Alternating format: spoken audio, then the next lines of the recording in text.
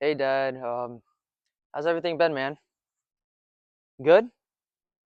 Yeah, my day at school today was pretty good. How about yours? Good? Okay. I was wondering when you're coming home. In 2 hours from now? You still at the property? Okay, you know when mom's gonna be home? 4 hours? She's still at work? Dang, okay. Well, love you. Bye.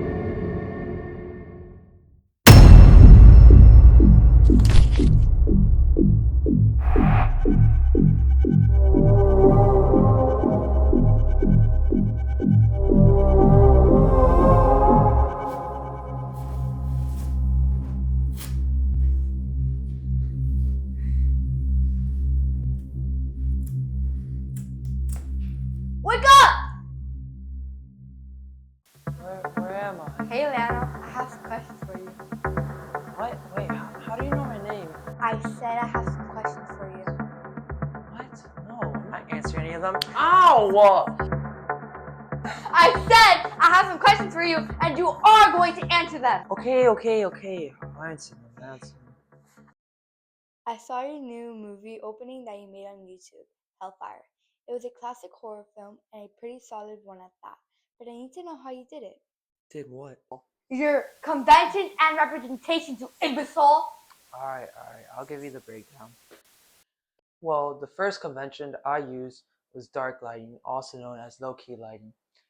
I used it and challenged it at the same time during the sunset scene in comparison to the ending scene. In the sunset scene, there's obviously the sun, so it's brighter, it feels more lively as John and Sophia are watching the sunset. But as the sun sets, the lighting gets darker and eventually turns into the nighttime, becoming low-key lighting.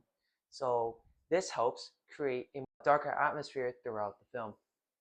Good, but I need more. What other ones?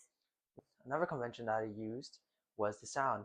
Similar to the dark lighting, I used it and challenged it at the same time.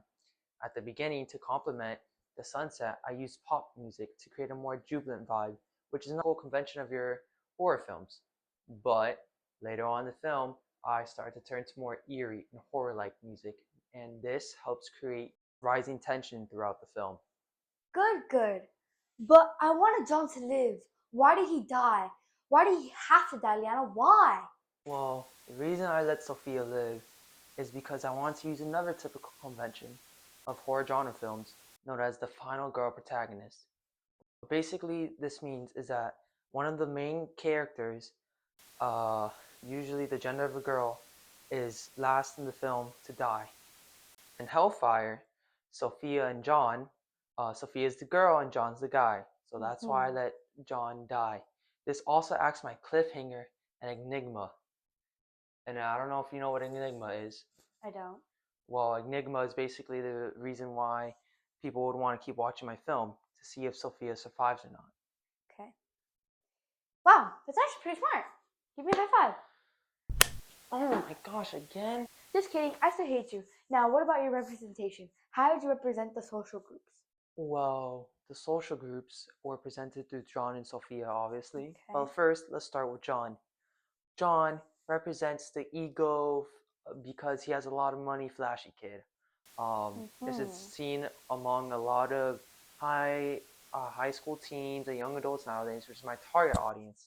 By putting that character in my film, it allows the target audience to relate to the characters more, which makes them more interested in the film and wanting them to watch more. His his stereotype was emphasized by the clothing he wore, such as his ring, his sunglasses, his jean shorts or jorts, and even the fancy car he had. So, what about Sophia? What happened to her? Well, the way I represented her is your typical quiet, nerdy girl. But we also challenged the stereotype. We complemented the stereotype through her clothing, hoodie, leggings, and glasses, all things a typical, quiet, smart girl would wear in this day and age. This also allows the audience, like with John, to relate to them more and get them more interested in the film.